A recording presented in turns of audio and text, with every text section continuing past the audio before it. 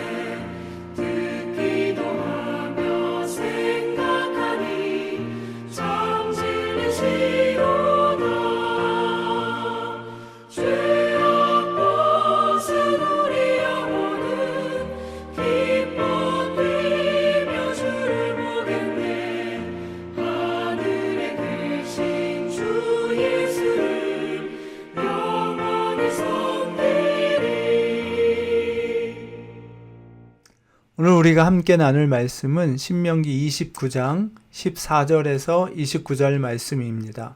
신명기 29장 14절에서 29절. 내가 이 언약과 맹세를 너희에게만 세우는 것이 아니라 오늘 우리 하나님 여호와 앞에서 우리와 함께 여기 서 있는 자와 오늘 우리와 함께 여기 있지 아니한 자에게까지이니 우리가 애굽 땅에서 살았던 것과 너희가 여러 나라를 통과한 것을 너희가 알며 너희가 또 그들 중에 있는 가증한 것과 목석과 은금의 우상을 보았느니라. 너희 중에 남자나 여자나 가족이나 집하나 오늘 그 마음이 우리 하나님 여호와를 떠나서 그 모든 민족의 신들에게 가서 섬길까 염려하며 독초와 쑥의 뿌리가 너희 중에 생겨서 이 저주의 말을 듣고도 심중에 스스로 복을 빌어 이르기를 내가 내 마음이 완악하여 젖은 것과 마른 것이 멸망할지라도 내게는 평안이 있으리라 할까 함이라. 여호와는 이런 자를 사하지 않으실 뿐 아니라 그 위에 여호와의 분노와 질투의 불을 부으시며 또 이 책에 기록된 모든 저주를 그에게 더하실 것이라. 여호와께서 그의 이름을 천하에서 지워 버리시되 여호와께서 곧 이스라엘 모든 지파 중에서 그를 구별하시고 이 율법책에 기록된 모든 언약의 저주대로 그에게 화를 더하시리라.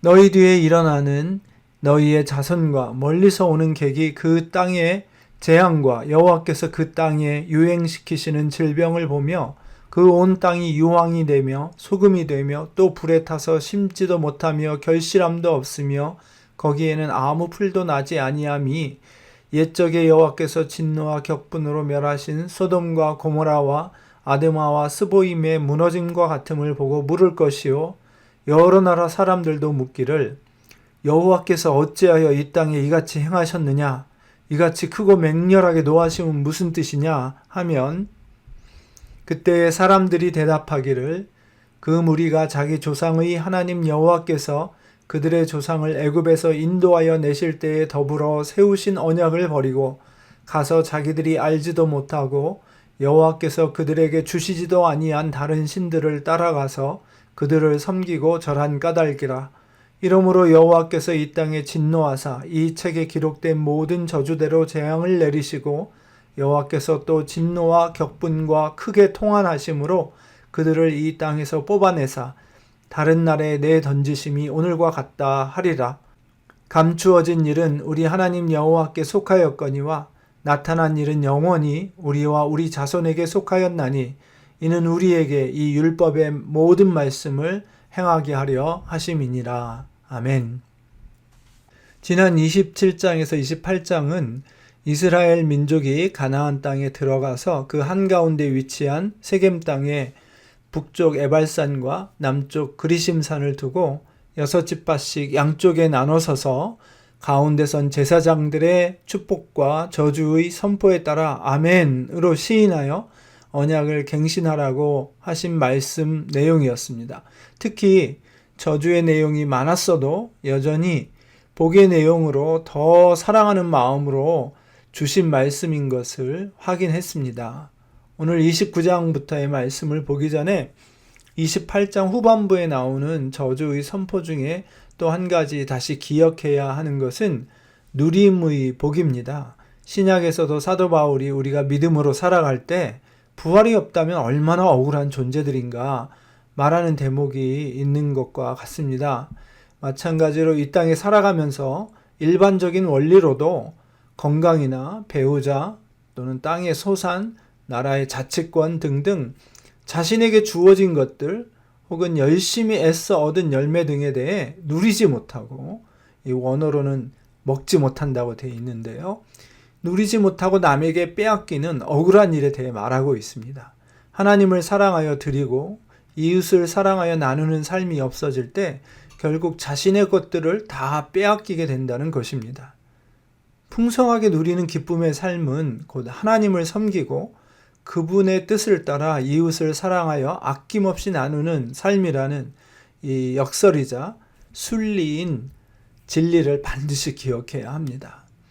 29장에서 30장 말씀, 나아가 32장까지의 말씀은 신명기 전체 구조로 볼 때 신명기 앞부분의 내용과 또 짝을 이루고 있습니다.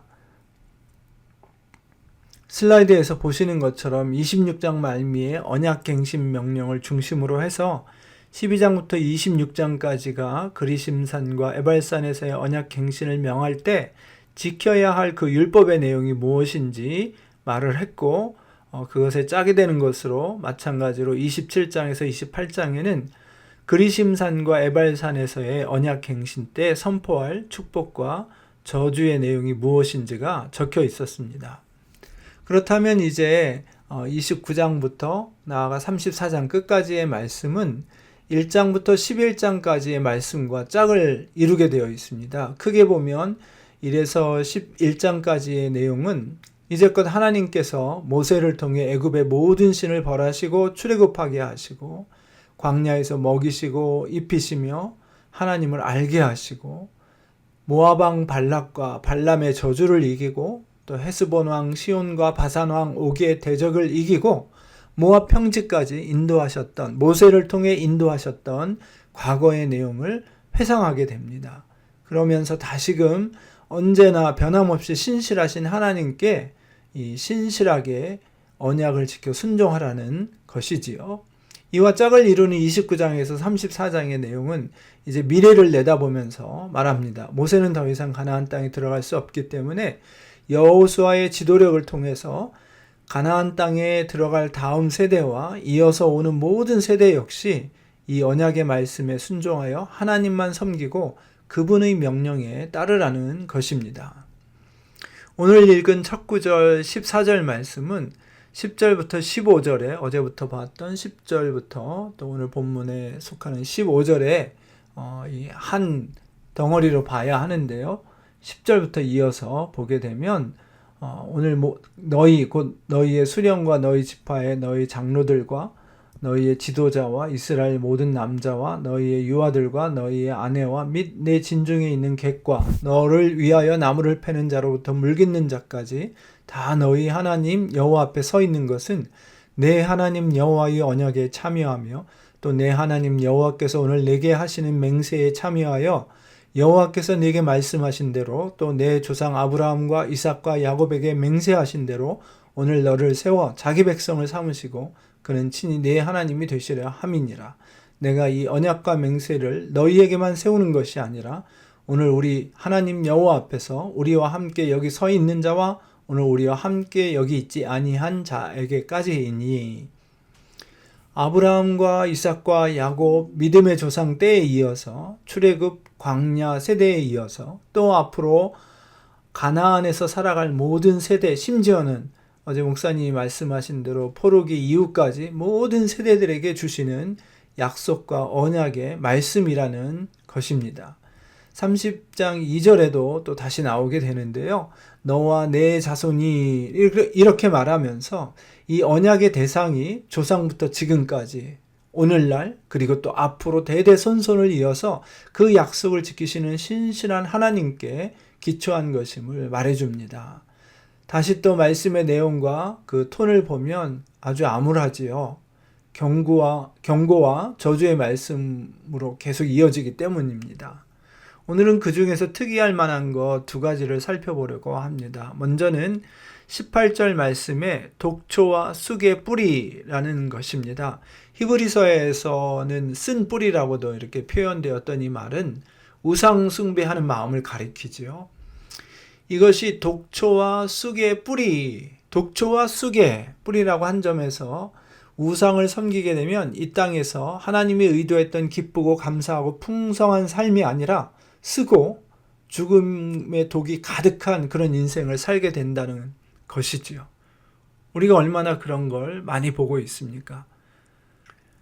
또한 뿌리라고 한 점에서 그것이 잘 보이지 않을 수 있고 또 위에서 없앤 것 같아도 뿌리는 계속 남아 있어서 또 위로 올라온다는 점을 기억해야 합니다.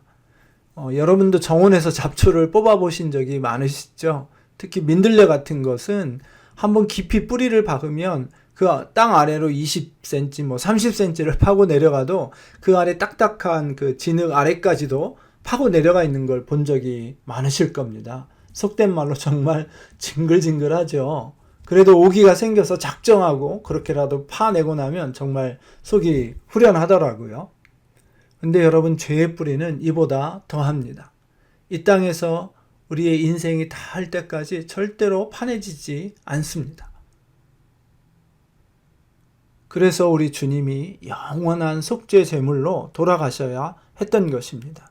그래서 또 우리는 날마다 또 회개하고 하나님을 섬기는 데서 우리를 멀어지게 하는 모든 것들을 제해내면서도 그 뿌리가 우리 속에 여전히 있음을 깨닫고 회개를 쉬지 않을 수 없습니다. 이것이 바로 오늘날 우리를 위해서도 이 말씀이 쓰여진 이유입니다. 모세는 여러 번 20절부터 27절까지 내용을 보면 너희와 너희 자손, 심지어는 멀리서 오는 객이나 다른 여러 민족, 나라, 사람들이 어찌미냐고 물을 때에 바로 이것 때문에 하나님의 진노가 부어진 것이라고 말하도록 이 책에 기록한 것이라고 말합니다. 이제 29절 말씀처럼 하나님을 믿는 믿음 역시 눈에 보이지 않는 우리 마음 깊은 곳에 뿌리 내리는 것입니다. 감추어진 것은 하나님께 속했다. 즉 하나님은 하나님의 일을 하셔서 우리 가운데 이 깊은 믿음의 뿌리가 내리도록 도우신다는 이야기죠. 우리에게 가장 중요하고 값진 것은 바로 그리스도의 대속입니다. 이 일을 하나님이 다 해주셨죠. 그리고 또 말씀하기를 나타난 일은 영원히 우리와 우리 자손에게 속했다고 합니다. 즉 우리가 마음속에 심어주시고 뿌리 내리게 해주시는 하나님의 신실하신 은혜와 대속의 사랑을 성령에 힘입어서 계속 물주고 자라게 하고 또 꽃피게 해야 한다는 것입니다. 이제 곧 정원이나 텃밭을 가꿔야 하는 봄이 오고 있습니다. 다시 한번 이 말씀의 진리를 되새기며 풍성한 열매 맺는 삶을 사시는 여러분 되시기를 축원합니다. 기도하겠습니다. 하나님 감사합니다. 오늘도 이 귀한 말씀을 통해서 이 쓴뿌리가 얼마나 저희를 어렵게 하는 것인지, 정말 저희 속에 뽑아낼래야 뽑아낼 수 없이 깊이 박혀있는 저희의 죄성으로 인해서 예수 그리스도께서 죽으실 수밖에 없었던 것을 다시 한번 깨닫게 해주시니 감사합니다. 이 쓴뿌리라는 것이 그저 좋지 않은 우리의 성품 정도가 아니라, 또 우리의 어떤 좋지 않은 경험 이런 것에 그치는 것이 아니라, 도저히 벗어낼 수 없는, 뽑아낼 수 없는 우리 인간 본성 깊이 뿌리박고 있는 하나님을 거역하고 스스로 하나님이 되어서 선악을 판단하며 살아가려고 하는 우리 인생들의 악한 죄성인 것을 고백하며 주 앞에 용서를 구합니다. 그럼에도 우리에게 이것을 이기고 살 수 있도록 그리스도의 대속을 허락해 주셔서 회개할 때마다 용서받게 하시고, 또 성령께서 기름 부어 주셔서 이기며 살아갈 수 있도록 은혜 주신 것을 감사드립니다. 이 귀한 은혜 다시 한번 기억하면서 오늘도 하나님이 본래 의도하신 풍성한 나눔과 사랑의 열매 맺는 기쁨 가득한 하루가 될 수 있도록 도와주시고 은혜 내려 주시옵소서. 감사하며 예수님 이름으로 기도했습니다. 아멘. 네, 참소망 성도님들, 가족 여러분, 정말 하나님의 놀라운 은혜 가운데 오늘도 기쁘고 감사한 하루 되시기를 축원합니다.